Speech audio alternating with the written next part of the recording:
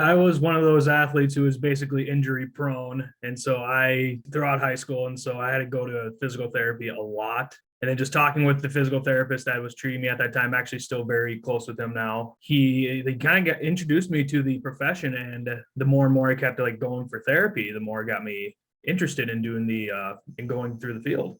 And so that's what got me up to this point. And So how was PT school for you? but I think throughout all of school up to this point, I think I have failed.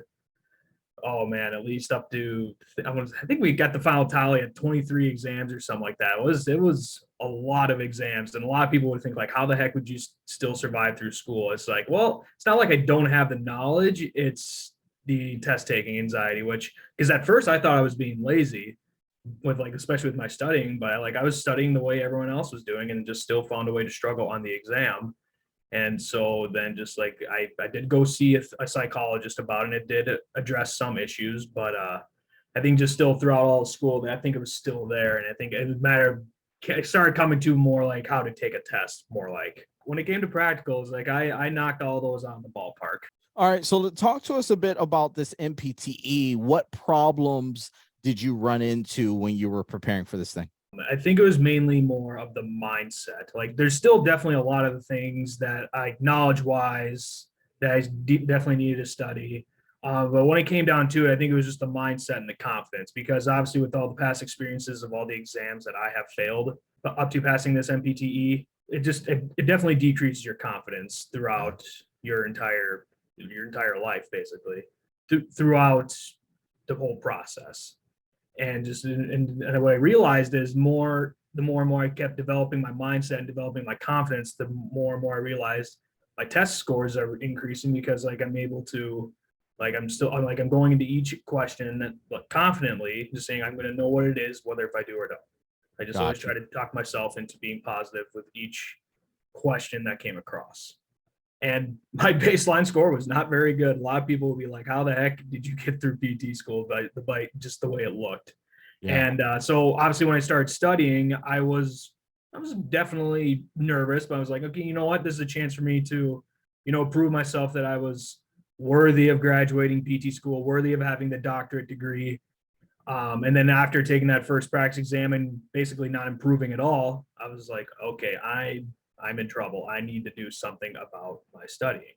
Right. Right. And Right. that's which then led me to the PT Hustle program.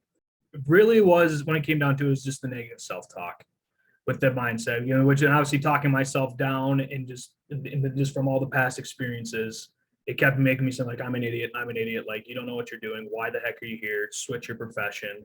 Um, and like when it came down to it, it was all on me. And for it to change, it had to be on me to make that change.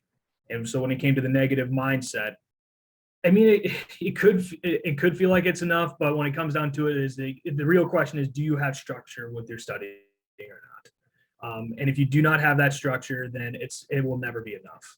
And then if your mindset is like having a lot of like anxiety, panic, whatever it may be, and if you have nothing to control that, and if you feel like you're having a difficult time controlling it, it's not going to be enough. That's just when you just have to step back and realize you need help. And if you hate asking for help, I totally get it. It's a prideful thing, but it's something that if you need help, and especially want to get something going with paying off the student loans, getting started with your life, it's just something, and you need the help. I would take it if I were you. Like I said, once you can see that pass over, it's honestly a whole different feeling. It's just incredible. It's honestly indescribable. And so like just getting the help that I got to get that pass symbol, like it was totally worth it. If you were able to talk to a version of your younger self, could be any version, could be you when you were 5 years old or 3 days ago. I want you to pick that version of yourself that you could talk to. And then after you pick that, tell us what you would tell that version. I would probably talk to my freshman year of undergrad self before I started buckling up for college. Because obviously a lot of the times I'm thinking like, oh, college is going to be different than high school. It is. But it is a completely different animal. And what I would tell myself is, because that's honestly when I got into college, when I started experiencing more, doubt, negative mindset, and all that stuff going into college. Just because like just throughout high school, like I honestly, I was bullied all the time. And so then obviously being bullied throughout high school, I obviously had a negative mindset going to college because like, am I going to experience the same thing? So I would tell myself, it's a completely different environment. And if you need the help, just get the help. It takes a lot of humility, a lot of you get a lot of time to humble yourself, and just you have to just toss out your pride and just go get the help that you need. Because once I started seeing the help that I know I needed, it did wonders for me. Things happen for a reason, just like how I failed those 23 exams and then the MPTE the first time. Happened for a reason. It's going to prepare you up to what you've been looking for. If you already questioning that if you need help, it's already saying you need help. And if your pride still won't accept it, well, then you have to take the pride out to the woodshed, like I would say, and just give it a talking.